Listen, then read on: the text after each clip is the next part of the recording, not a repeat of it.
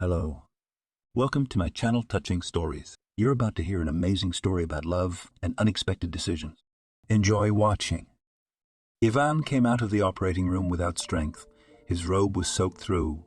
It was a very complicated case. The patient's heart had stopped several times. They barely got her out of the grave. His assistant, surgical nurse Maddie, was also changing, wiping sweat from her forehead and chirping non-stop. You're a real virtuoso, Evan. I admire you. I thought we'd lost her and there was no chance, but your talent was stronger. You're so valuable. With your abilities, you should be in a private clinic making millions, not operating in our regional clinic for a penny a day. They went into the residence room. Evan put the kettle on. To be honest, I was offered many times, but somehow I got used to it. As soon as I was sent here to do my internship, I stayed here. Everything seems to be familiar to me. And by the way, it's not me who's good. It's you, Maddie. You can't be lured into surgery after medical school. You see how hard it is, and you're doing fine. You'll go far. Suddenly, the ward nurse on duty, Diana, flew into the residence room. Oh, Evan, you haven't left yet? Oh, good. I can't find John. There's a patient in room 7 demanding to see a surgeon right away because he's having trouble with his stitches. The surgeon sighed. Now, Diana, I'm going to get some tea, and then I'll be there in 10 minutes. I'll be up in 10 minutes. Maddie was indignant. This John guy's always late. It's about time you got home and you're overworking yourself. You don't feel sorry for yourself. Evan took a sip of his tea and grinned bitterly. Come on, Maddie. He's got a family, a son growing up, and what's the hurry for me? My mother died a year ago, and it was so hard to go, so painful. I divorced my wife, Selena, on my own initiative. We were too different, like strangers. God didn't give me children, and I'm thankful for that. So don't feel sorry for yourself. The later I come back, the less time I'll have for foolish thoughts. Well, we've talked too much. I'm going to go see what happened to Walker. Maddie only shook her head. She secretly really liked this talented and ever so slightly sad doctor. He was pleasant to talk to, comfortable to work with. He did not shout. Always tried to explain everything in a clear and patient way. You could see that he was a very good person. Not like that nasty John who only knew how to be conceited, praising himself, and literally undressed the young nurses with his eyes. A very unpleasant guy and a specialist. To be honest, not so good. Everyone on the ward knew and had noticed more than once how much John hated Evan, and hated it when patients praised him for saving lives, or when he got a bonus. He would change his face and then make a sarcastic joke. Evan was just finishing his examination, reassuring the patient that everything was healing as it should, when a disheveled John burst into the room. What exactly is going on here? I think that's my patient. What are you doing poking around where you're not wanted? Or are you just trying to get out of your job one more time? Frightened Diana intervened. Don't shout, John. It's unethical. I was the one who called Evan because I couldn't find you for an hour, and the patient demanded a surgeon. What was I supposed to do? You should have thanked him. He should have been home a long time ago. He didn't say no. John cooled down. That's right, 1 hour. Well, I was gone for a while. And you go, Evan. Thank you. We won't keep you any longer. The surgeon didn't make a fuss, said a polite goodbye, and went home. The apartment was empty and lonely. He shivered, went to the kitchen, put the kettle on. He looked in the fridge, and it was empty too, and he was so tired he'd forgotten to go to the store. Evan heated the soup from the day before yesterday. The kettle was boiling and whistling, and he was still sitting without touching the food, staring at one point and thinking about life. A couple of weeks went by. Evan was just filling out his case histories when there was a knock on his door. It was the head nurse, Anna, a woman in years, stern, even severe, but an expert. She anxiously began an unpleasant conversation. Ewan, we have to do something about our new girl, Maddie. I don't like her. She keeps running off to that abandoned building around the corner. Not only does it happen during work hours, on the sly, but we don't even know what she's doing there. God forbid she sells drugs. Oh, we'll have so much trouble later. The surgeon frowned. Maddie and drugs. I'll never believe it.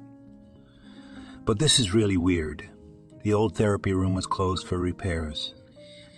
The building is under renovation. What was she doing there? Thanks for your vigilance, Anna. I'll be sure to look into it. From that day on, the surgeon began to watch Maddie. And so he noticed her after another operation. Instead of resting and drinking tea, she ran to the drugstore, came out with a bag, and went to the very same abandoned building. Evan quietly followed her, waiting a while. The building was empty, and all the voices and sounds were very loud. The surgeon knew immediately where Maddie was by her voice. Quietly, he crept up to the room and watched.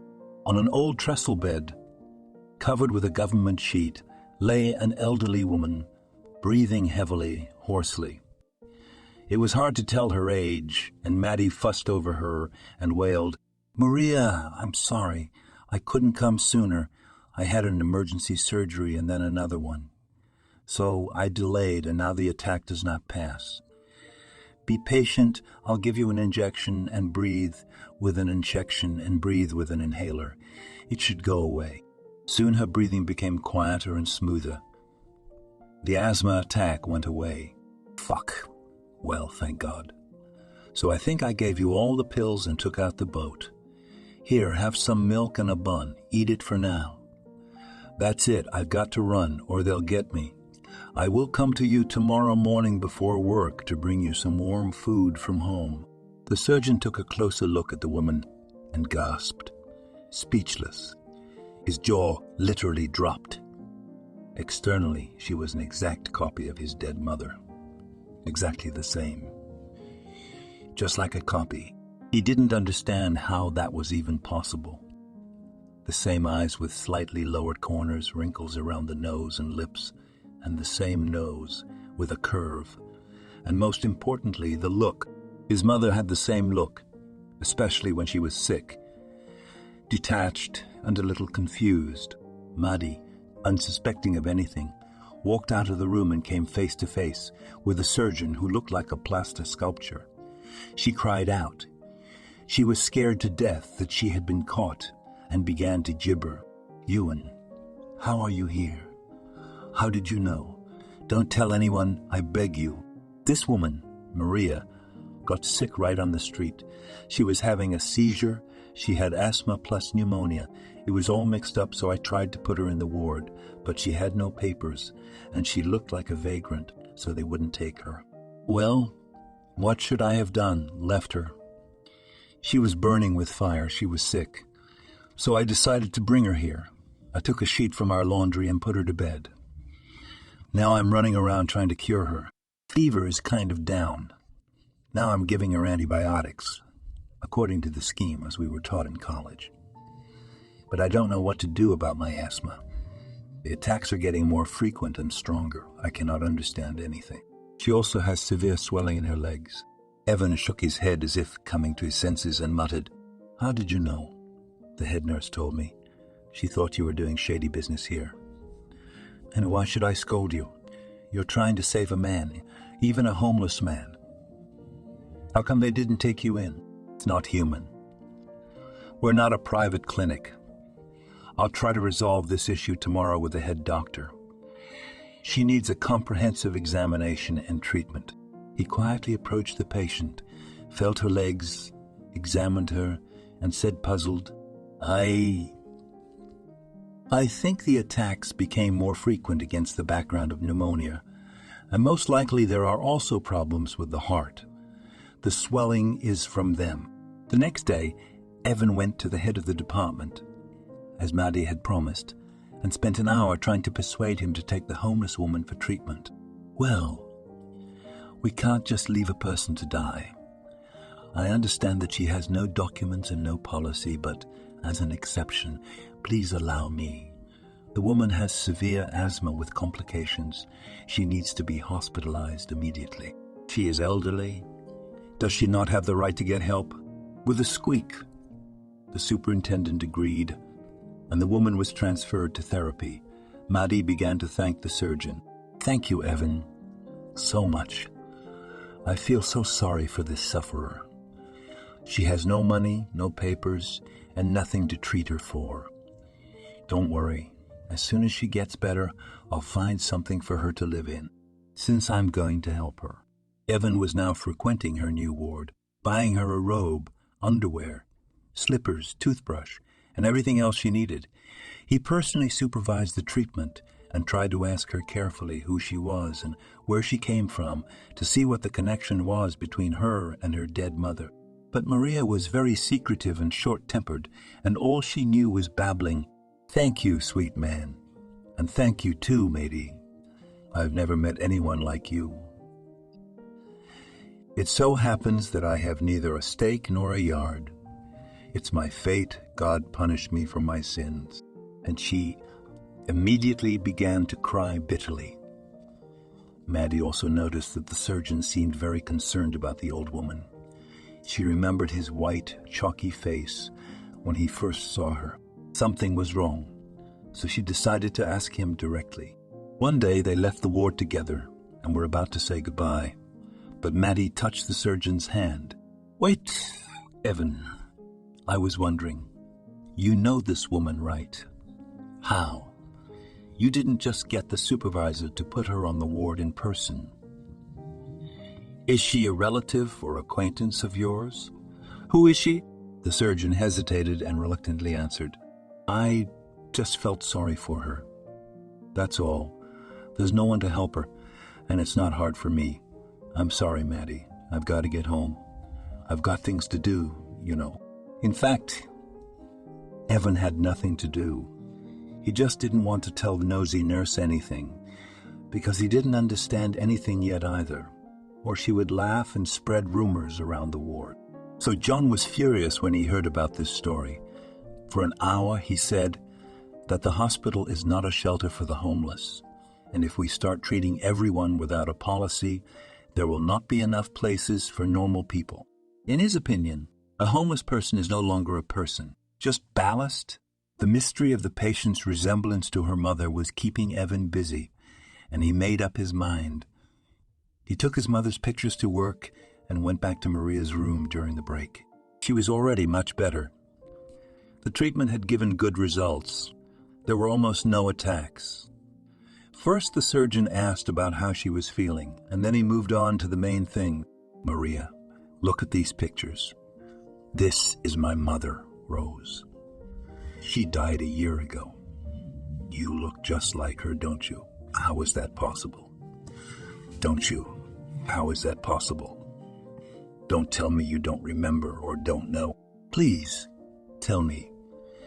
You even have the same mole above your eyebrow. When I saw you in that abandoned ward, I almost fainted. I felt sick. I thought my mother had come back to life." The woman stared at the photo, then intently and long at Evan, and wept, tears streaming down her cheeks, and she wiped them with the edges of her handkerchief. She whispered, "How did she die? Why? It can't be." Then she sighed bitterly and began a long story, one might say, a confession of her whole life. "I grew up in the village of Salo. My mother is a milkmaid. My father is a tractor driver, and I have a twin sister, Rose. Although she and I look like two peas in a pod, we are completely different in character. Rose was always quiet, hard-working. She'd been helping her mother since she was a little girl, running the farm and taking care of the garden. I, on the other hand, thought of Rose as a lazybones, like the rest of them, running around with the kids and going out till midnight. My mother and father used to beat me with a stick or a nettle on my soft spot. But I just got mad. We never got along with my sister. We fought and quarreled since we were little. Sometimes my mother would yell in anger after another one of my pranks. If I'd known you'd turn out like this, I wouldn't have had a baby at all. A punishment, not a child. And when my sister and I were 15, I was completely out of my mind. I couldn't get Rose outside, and I couldn't get me home. She and I were the best-looking, black-browed beauties the country boys had ever seen. Everyone promised love to the grave, if only to get into bed with him. Rose was obsessed with going to school and going to the city, going to college. Well, I got myself a fiancé, Alex. Everyone told me not to go out with him. He was a notorious troublemaker and brawler, and he drank a lot. That's the kind of guy I liked. Songs with a guitar, stolen flowers from Granny's front gardens, and port with a sour apple. Jacob had an old house that Jacob had inherited from his grandmother, and we lived there. I was only 18. My mother and father nearly cursed me out of the village, and it was a shame. A girl's not married and she's messing around with a man. I don't believe it. My sister, too, began to shun me, trying to teach me to be reasonable when we met. Mariana, what are you doing? Come to your senses. Why are you disgracing your family? They won't even marry you if you're spoiled. And Jacob is unreliable. Why are you clinging to him?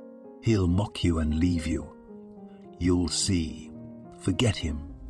Go back to your family and apologize to your father. Go to work, or we'll go to town together to study. You'll start a new life. But I was so blindly in love with Jacob that I didn't want to listen to anyone, and I resented the whole world, too. I thought they were trying to break me up with him, jealous of my happiness. Jacob worked nowhere. He was a nephew of the chairman, and the work in the village was hard and dirty. He did not like it, and I was in no hurry to become a milkmaid or a pig farmer.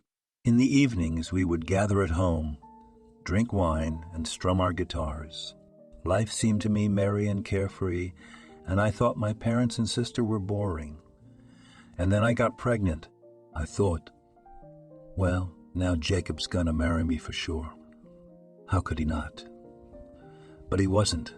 He wasn't happy at all. On the contrary, he was disappearing from the house, going out all the time. I cried and begged him to stop, but he didn't care. He yelled at me more than once, "I am a free bird, and you want to tie my hands and feet. Did I tell you I wanted to have children? So I had to give birth without marriage." The midwife delivered me at home. Thank God everything turned out well. No complications. Anyway, Sonny, that's how I gave birth to you. Stop top, I don't understand. Son, but I...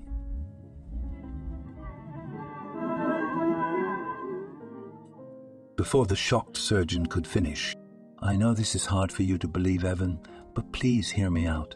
After I had the baby, my life was a living hell. My mother and sister took pity on me, handing me diapers and clothes and food, babysitting you day and night, and Jacob drinking and partying. And then my mother could not stand the shame of it and the publicity, and she had a stroke on a nervous breakdown, fell over in the garden and died. And soon after, her father had an accident. He fell over in his tractor and died. It was just like that. My sister begged me to change my mind, to come back home. Everything fell on her shoulders. The funeral, the wake, the housework. Maybe if I'd listened to her, nothing bad would have happened. But I seemed to know better. And when Jacob looked at me, I was ready to kill myself for him. Even though I loved him, Jacob went completely insane when he found out that I was an orphan and that no one was going to help us. I was in the middle of the night, and I was in the middle of the night. Once he hit me so hard, I was unconscious for 2 hours. This went on for 6 months or so. I almost never left the house. I was blue from the beatings.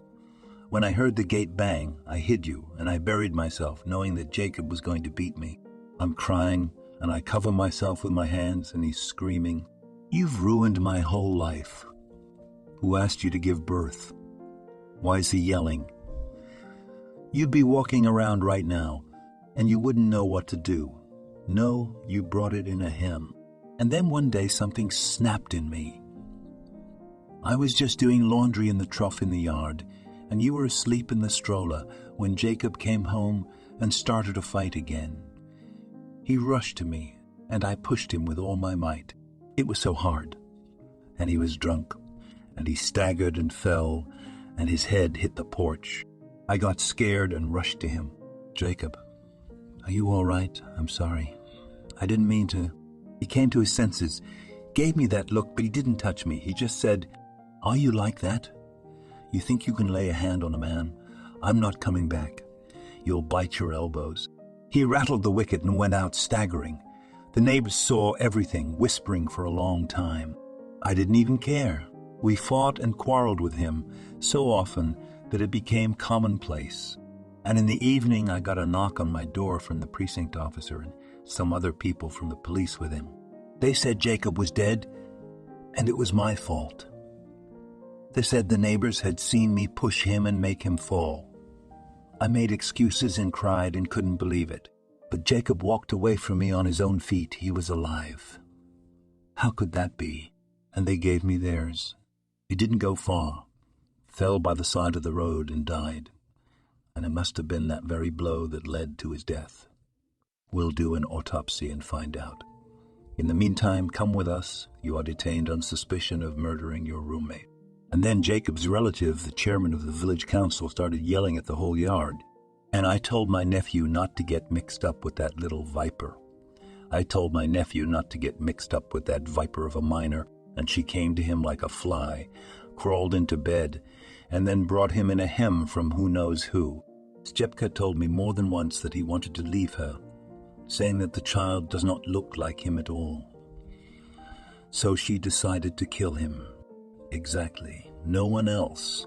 They took me away and took me to jail. Galka came right away while they were dealing with me, because rumors run faster than the wind in the village. She silently and feverishly began to collect you. She whispered, Ivana, I'm taking. If anything, tell him he's my son. Otherwise, they'll put him in an orphanage. You're such an idiot, Mariana. You're nothing but trouble. You're ruining your life and mine. That same night, Rose left everything. The house, the farm, got on the train with you and went to town, and I never saw her again. Later, when I was sentenced to 10 years in prison, she only sent me one letter. Hello, sister. I registered Ivana in my name. I made all the documents. I met a good man, Andre, and he took him as his own. Gave him his last name and patronymic. Yes, I also changed my last name. So now you and I have nothing in common. I can't forgive you for your mother's death, but she'd still be alive if it weren't for your shenanigans. We're a close-knit family, and I love Evan like my own son. Even more, we raise him with love and affection, and I hope you and Jacob never get any bad blood in him. Don't look for us. You have broken your own fate, but have mercy on your son. Why? Should he have a mother of his own? A convict? What can you give him? I'm sorry, Mariana, for the way things turned out. But you've been like a stranger to us since you were a child. I don't even know who you turned out to be. Goodbye. No need to write back. I deliberately left a different address. Don't be angry or curse me, sister. It will be better for everyone. I will send you parcels if possible. But don't expect more. Live as you know. That's it. I've reread that letter 1,000 times. I've wiped it clean and learned it by heart over the years of incarceration. I couldn't tell you how many tears I cried. At first I was angry at Rose and I hated her, thinking, how could it be? I was your mother. I'd given birth to you. How could she take my son away from me? But then I cooled down and realized I still had my sister to thank. Otherwise, they would have taken you to an orphanage, and is life sweeter there? And you would have grown up hating your jailbird mother. And now you're growing up in a loving family. You're clothed, fed, and my heart is at peace. So I put up with it. I decided it's really better for everyone. And then she went out. Where to go? I was ashamed to go back to the village. My neighbors were trying to get rid of me. What did they need me for? I didn't look for you. And really, what would I give you? I've got nothing, and the brand of a convict for life. So I wandered here and there. I drank a lot with grief. I guess I did have bad blood. I was so drawn to the bottle. I went to live with men, got pregnant once, but could not bear the child. That's the kind of mother you have, Evan.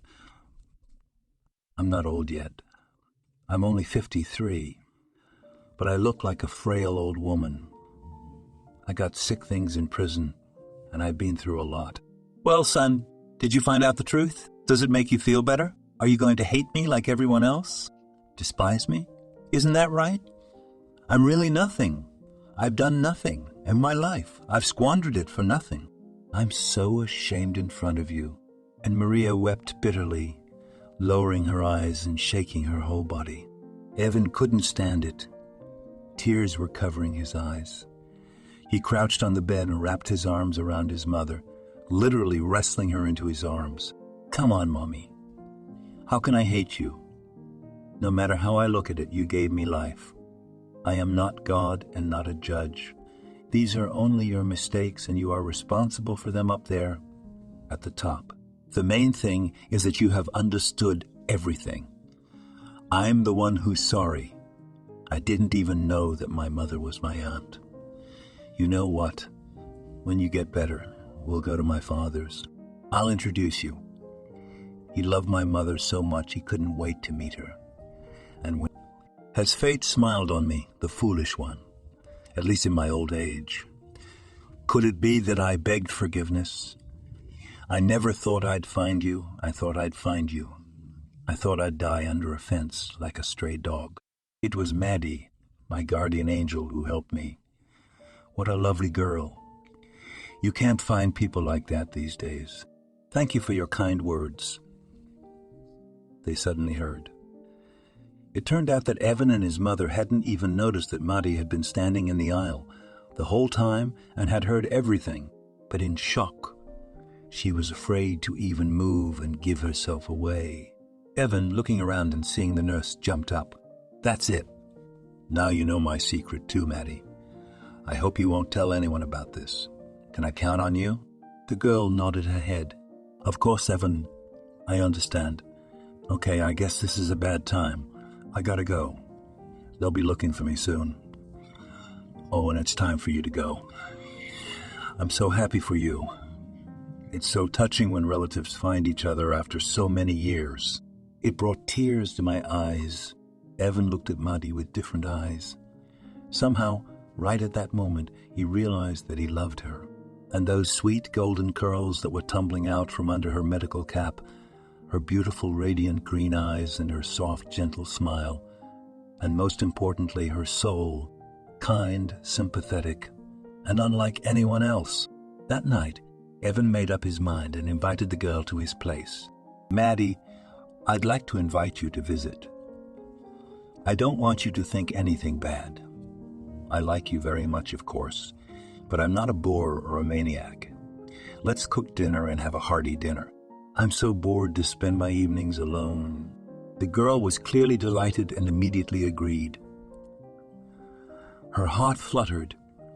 Finally, Evan noticed her not only as a colleague, but also as a woman.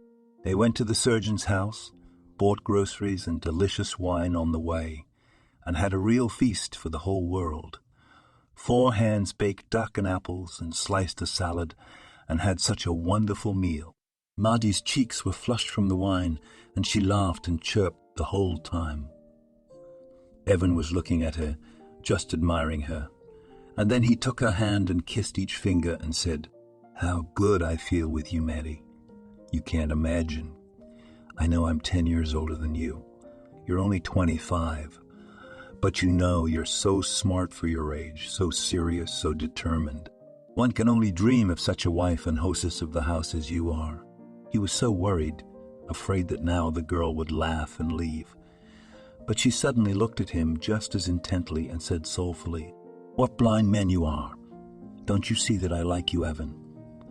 I've been wishing for a long time that you'd see me as a woman, not just as an assistant in surgeries. I've changed my hair and I've gone back and forth on you. And you're still, you did good, Maddie. You did a good job. You're going to be great. And every time I sigh, I wonder when I'm going to hear it instead. I love you, Maddie." surgeon suddenly picked her up in his arms and whispered softly, "I love you, Maddie. I am an idiot. I'm a moron. Fool. How could I ignore such beauty?" They laughed, and then they kissed passionately, like crazy. A wave of pleasure swept over both of them. From that day on, the couple began to date, and of course their happy faces and glowing eyes of love did not escape the attention of their colleagues. The nurses whispered, "Do you notice how Evan has changed? He's unrecognizable. He used to be boring and tedious, but now all he does is smile, freshen up his closet, and get a fancy haircut. And Maddie's all brightened up.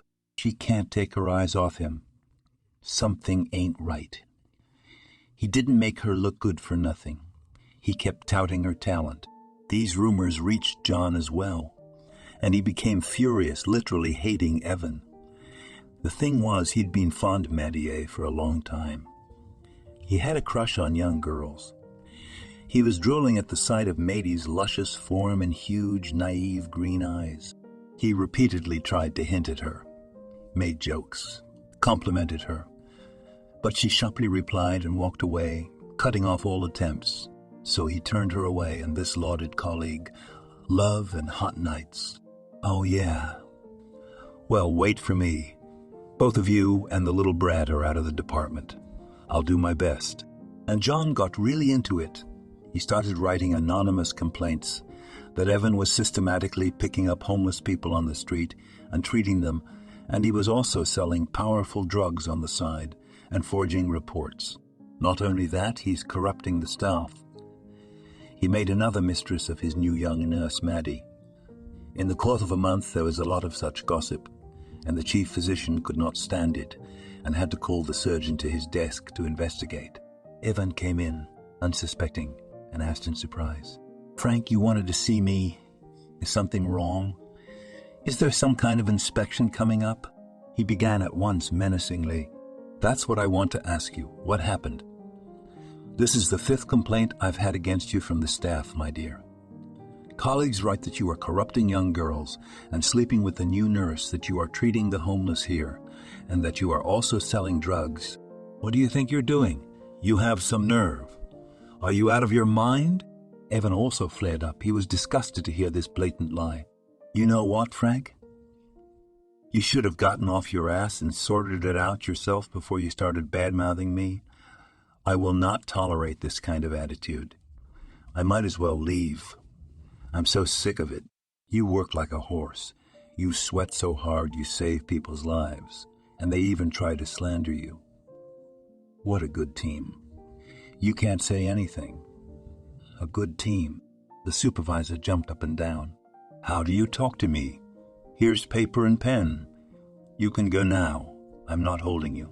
Evan wrote the application in the heat of the moment, and Frank signed it right away. That's how the best surgeon in the department was left without a job. He said goodbye to everyone, gathered his things, and left. He was painfully offended that he had been treated this way. After all, he had worked here all his life faithfully, and he was thrown out like a puppy. As he left, he whispered to a frightened Maddie, "I'm waiting for you at home tonight." He moved his mother in with him a month ago after his treatment. Now he always had a hot dinner and warm, heartfelt conversation waiting for him in the evenings. Today, my mother was at work on the stove. When she heard that the surgeon had returned, she exclaimed in surprise, "You and my son? You're home already? They let you out early. You look pale and upset. What's wrong?" The man sighed. "They fired me from my job. Can you imagine, Mom? I've been in this department my whole life. Since residency, I've never refused to help anyone. I've taken extra shifts over time. And here it is, the gratitude, so hurt, so tearful." The woman hugged her son, encouraging him. "Don't get upset, son. It'll all work out somehow. You are a specialist. You have golden hands. You'll get a job for sure. What about Maddie? Is she coming in today? She hasn't been in for 3 days. I've missed her. I've grown fond of her like a daughter. Evan asked, "Mom, how would you feel if I offered Madai my hand and heart, and she came to live with us? I love her very much. I can't imagine how she'll be alone there without me. I mean, they'd gag the poor thing." Maria gibbered. "I'd be only too happy if you and Maidie got married. You're so right for each other, I swear it. I can't stop looking at you two." It was evening and still no Maidie. A worried Evan went to her house, sensing something was wrong. He found Maddie in her pajamas and crying. Immediately, he hugged her and questioned her. "Lovely, what's wrong?" "Well, don't cry, my little one. Tell me, did someone hurt you?" "Maddie told me.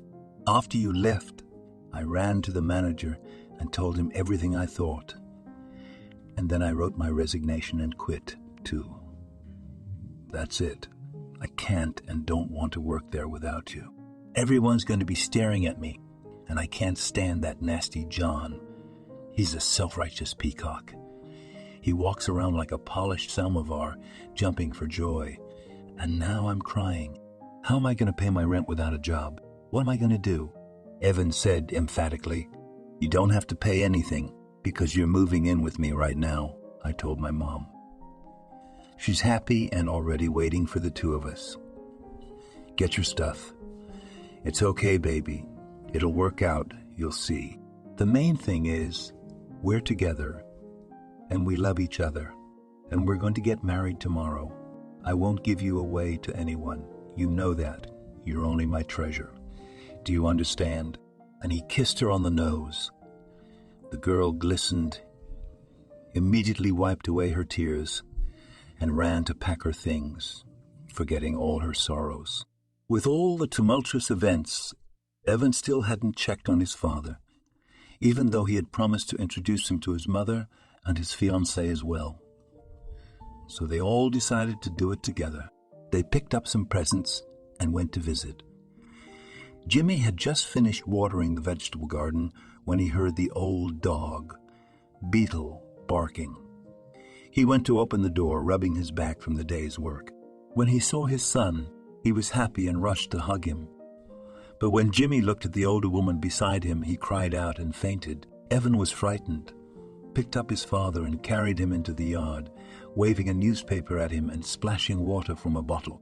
Finally, the man came to his senses, looked at Mary again, and began to cry and whisper, "Rose, oh, come on, son. I'm crazy, aren't I?" Evan began to reassure his father. No, Daddy. Calm down. I almost fainted the first time I saw Maria, too. That's not Rose. That's her twin sister. And my biological mother, as it turned out just recently." The elderly man rubbed his temples and only blinked frequently. "What birth mother? What are you talking about? Then who's Rose? My wife never told me, never even mentioned that she had a sister. And who's this beautiful fiancé of yours? You never got a chance to introduce us? Tell me everything in order." Evan finally introduced Maidie as well.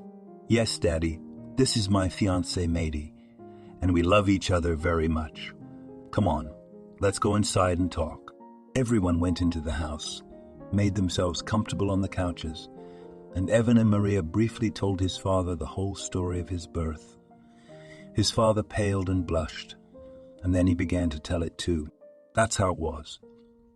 Rose worked as a saleswoman, even though she had a baby, and somehow she made a deal with a neighbor to keep an eye on the baby while she was on shift. She was also studying by correspondence to become a commodity manager. And this store was almost near my house. I often ran there for bread. I was a driver by profession myself. So one day I went in to buy some bread, and there was Rose. That was it. Believe it or not, I fell in love with her like a boy at first sight. She didn't want to meet me at first, she said. "I have a little kid. I don't have time for that right now. Why do you need this burden?" But I still persuaded her. I started to visit them, and when I took you, Evan, in my arms, I was so fond of you that you started to hum and smile at me and hold my hands. I started helping Rose around the house and babysitting you and money, and she trusted me, melted down and accepted my love. That's how Rose and I came to live together, got married, everything was honorable. I gave you my last name. You've always been family to me. You know, son, your mother and I were soulmates. We've quarreled and made up, but we've never been at each other's throats for long. My wife had a way with me. She would bake pies, smell the whole apartment, bring a couple on a platter and give me a sly look. How could she resist?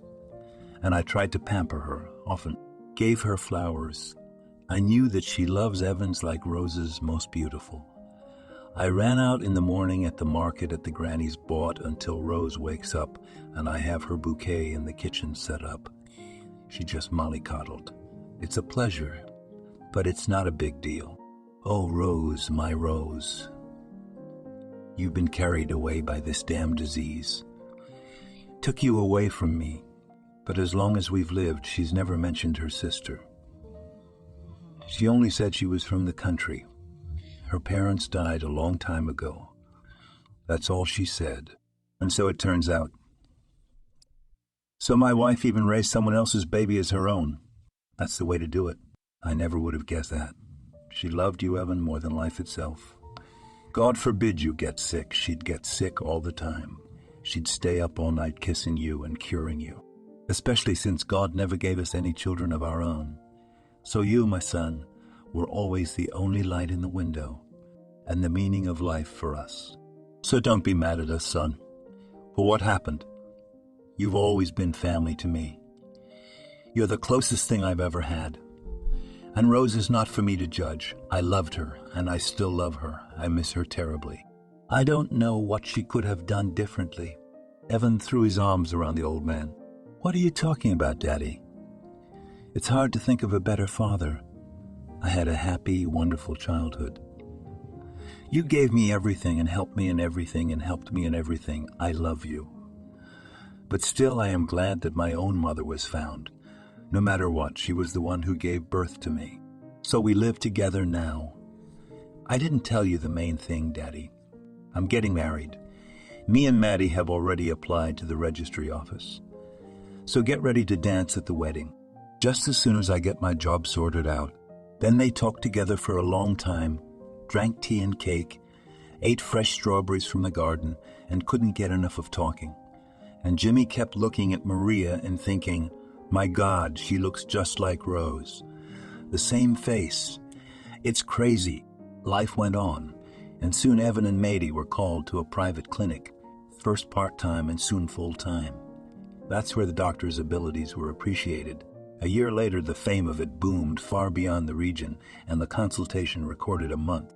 And even Maddie's salary was decent. And the family decided to sell his father's apartment and house and buy a big country house to live together. After all, parents weren't getting any younger, and they needed care and supervision. Maddie became pregnant and gave birth to a beautiful baby girl, Alice. Maria and Jimmy wanted to babysit her granddaughter. They became very close in general. The man talked a lot about his life with Rose and about growing up with Evan, and Mariana absorbed everything like a sponge, as if she was living her life with them in her mind. She went to her sister's grave, repented, and asked forgiveness for all the sins of her youth. She thanked her many times for raising such a wonderful man out of her son. Marianne was no longer resentful of her sister. She knew that she herself could not give 1/100th of what she had given Evan Rose. After all, he had grown up in an atmosphere of kindness, love, and peace. Even if Jacob hadn't died, would they really be at peace?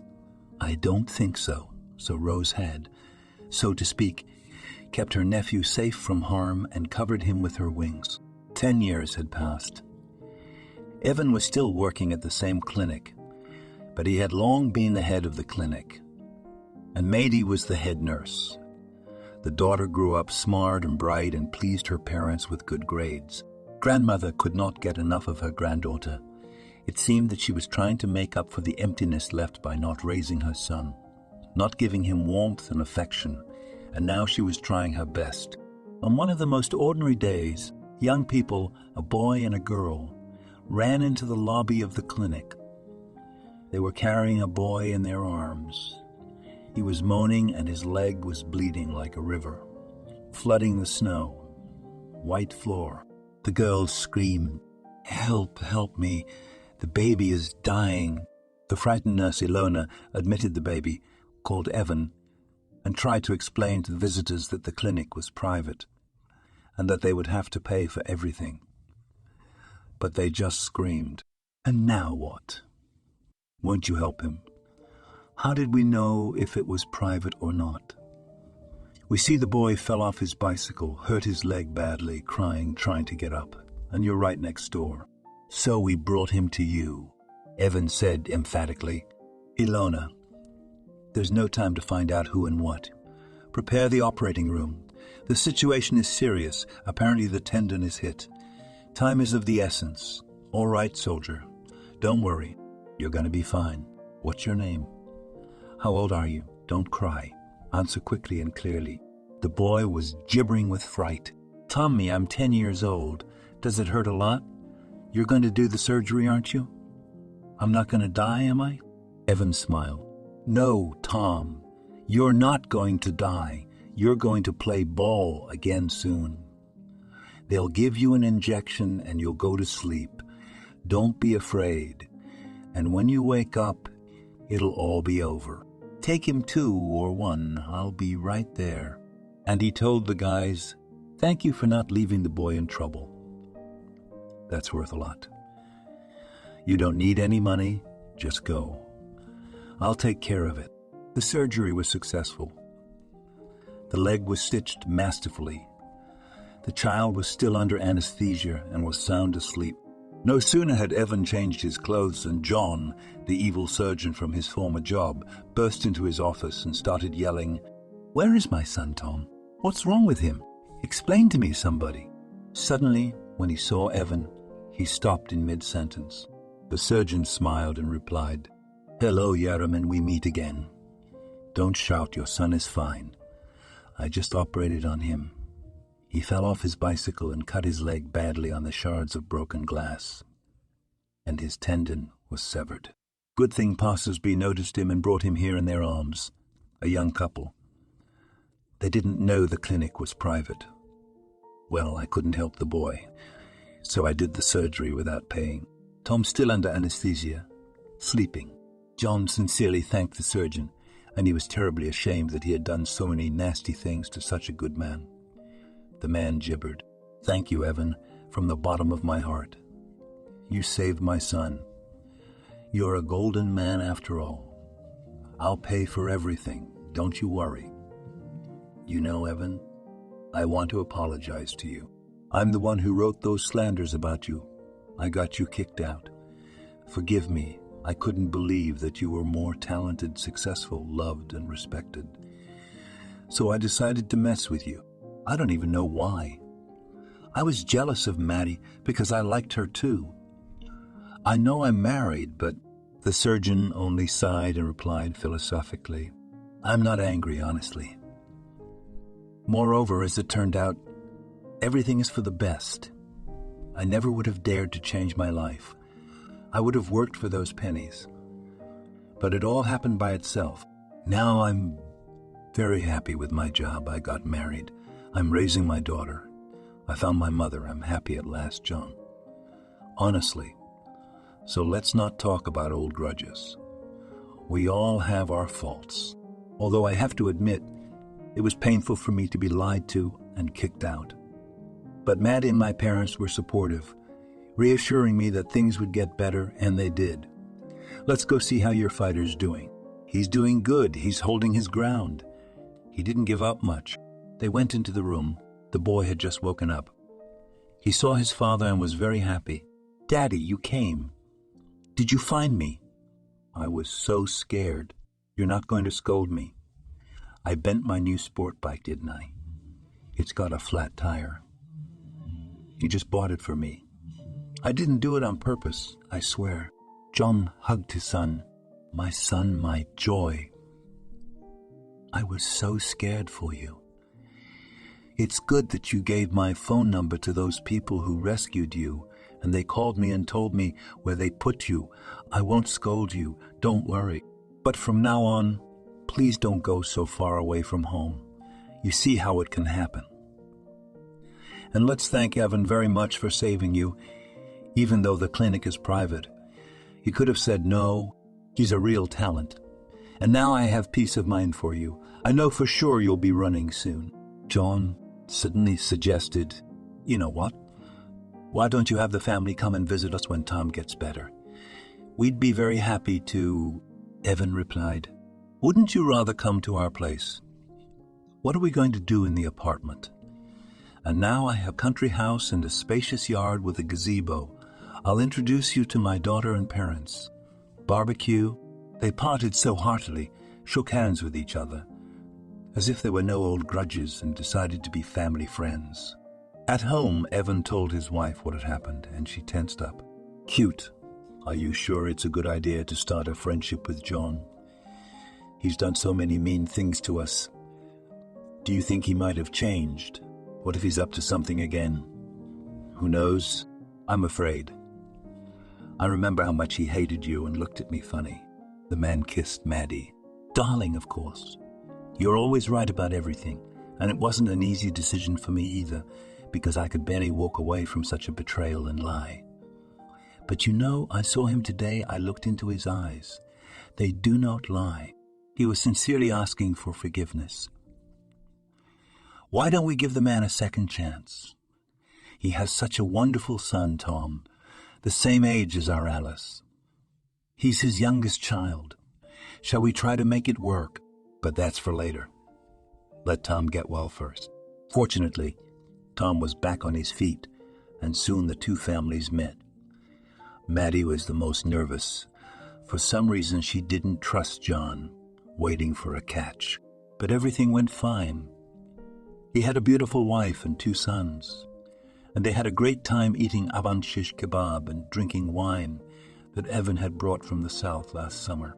Already quite tipsy, John stood up, raised his glass and said, I want to drink now to the people who have literally turned my whole view of life upside down and made me change my personal example. This is my longtime colleague and a very talented surgeon indeed, Evan and his lovely wife, Maddie. I used to think that in the pursuit of fame and career, all means are good, and there's nothing to feel sorry for someone and give weakness. I was the one who did bad things to people, and I was the one who survived Evan. I repented. I thought, well, now I'm on a roll. But no, patients were looking for him anyway, and they went to him at the private clinic. And when he saved my son, took him without a word to the surgery, I looked at everything with very different eyes. I started to wonder, what would I have done in his place? What would be more important to me, a brilliant career and a job, or the life of a stranger's boy? For which I might have to pay, and the bosses would give me a reprimand for his self-dealing, and I was terribly ashamed. I really was. I realized that Evan was a man with a really big, loving heart. I could say the same about Maddie. I remember that story when she secretly helped a woman off the street and treated her. I was the first one to be outraged at the time. How could you do that? Now, when I look at the rest of your family, I think Maddie was right about everything. She didn't hesitate to help a man. Just a man, no matter who he was, you know. That's worth a lot. You guys forgive me for being such a hard-hearted jerk. I really have changed a lot thanks to you, and I would like to continue to be friends with you. Everyone clapped. Maria even wept, and Evan picked up on it. Thank you for your kind words, John. We're all for it. So let's drink to friendship, shall we? Bottoms up. Since then, the two surgeons have become very good friends. No one remembers the past anymore. And 10 years later, their children, Alice and Tom, fell in love with each other. That's how the teenage friendship between them grew smoothly into love. And now the two surgeons were dancing merrily at their children's wedding, becoming not only friends, but relatives as well. It happens in life. A man is built in such a way that makes him good deeds, and not very. It is important in time to come to the senses and realize everything, and most importantly, to be able to forgive, then live easier, and life is easier.